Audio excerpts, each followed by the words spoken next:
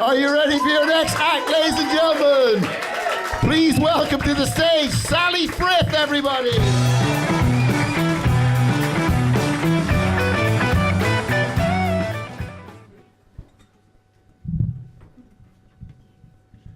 Well, it's so lovely to see so many people turn out to support me in my Age Concern comedy challenge. You're right, that is a joke. I'm actually not meant to be here at all. My son's a stand-up comedian, but he couldn't make it tonight. He's got food poisoning. Now, I didn't want to let Wes down. I know how hard it is to get someone to step in at a comedy gig at the last minute.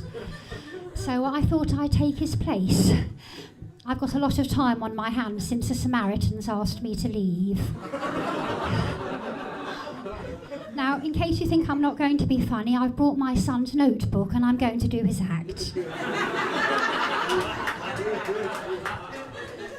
I understand most comedians start off by talking about themselves, so I'm going to do that. My name's Sally, and I've been married to Roger for 26 years. Seems longer. Now, most of you won't know this because you're all so young, but when you've been with the same person for a while, things can get a little stale in the sex department. But I'm aware of that, but I was still quite upset when Roger said to me the other day, "You're boring in bed. Why don't you ever surprise me? Dress up or something."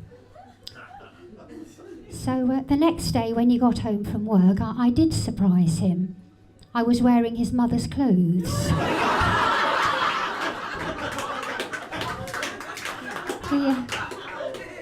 He wasn't laughing.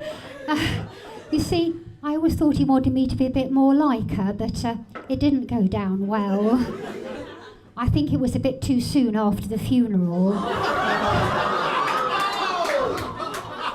Now, some of you aren't laughing at that.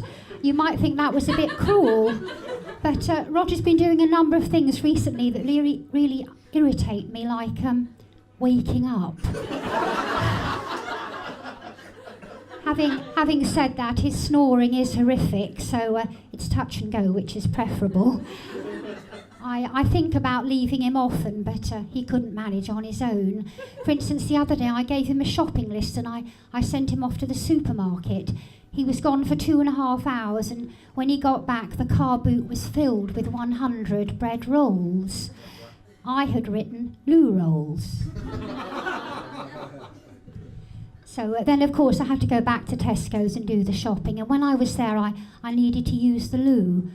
I was very surprised to find there was a condom machine in the ladies at Tesco. I know.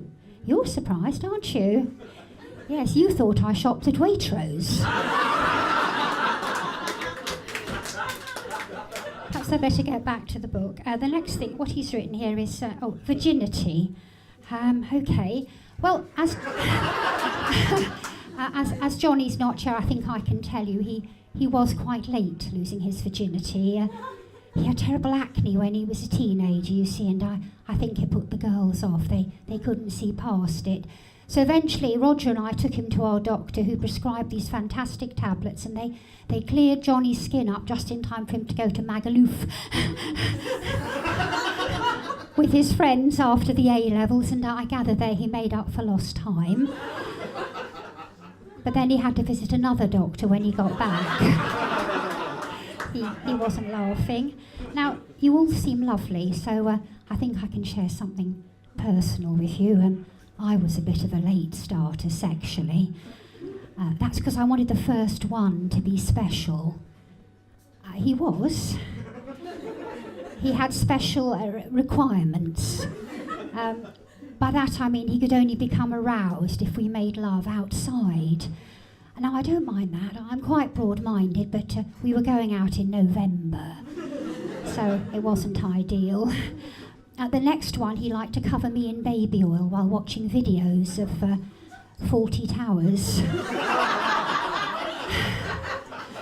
And I was fine with that too, until he asked me to dress up as Manuel. I thought that was a step too far.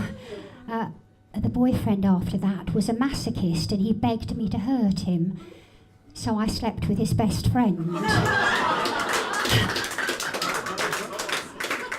He said that wasn't what he meant. And I think it's time that I went, but before I go, I need to tell you, Johnny doesn't actually know that I'm here. I sneaked into his bedroom and grabbed his notebook when he was throwing up in the bathroom. At least I think he was throwing up. He could have been doing something else.